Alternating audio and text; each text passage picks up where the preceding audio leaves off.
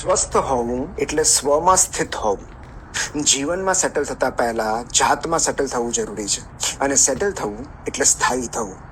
કામ માટે ભલે છેક વિદેશ સુધી જવું પડે, પણ વેલિડેશન માટે જાતની બહાર જવાની જરૂર ન પડે એ સ્વસ્થતા. બાહ્ય સમર્થનનો પીછો કરવાને બદલે અંદરથી સભર અને સંતૃપ્ત હોવું એટલે સ્વસ્થ હોવું. સ્થિતિ એટલે કોઈ એક સ્થાન કે અવસ્થામાં સ્થિર રહેવું. બાહ્ય પરિબળો ડિસ્ટર્બ કરવાના જ છે, પરંતુ એ ડિસ્ટર્બન્સ પછી પણ જેને પોતાની સ્થિતિ વિશેની સમજણ કે પ્રજ્ઞા હોય એ સ્થિત પ્રજ્ઞ. પરંતુ સ્થિત પ્રજ્ઞ કરતા વધુ પ્રેક્ટિકલ શબ્દ રહેશે સ્થિતિ સ્થાપકતા. પ્રતિકૂળતામાંથી પોતાની જાત કે મૂળ સ્થિતિમાં પાછા ફરવાની ક્ષમતા. બાહ્ય જગતથી નિરાશ થઈને આપણે જેટલી જલ્દી સ્વમાં સ્થિત થઈ શકીએ છીએ એટલા સ્વસ્થ રહી શકીએ છીએ.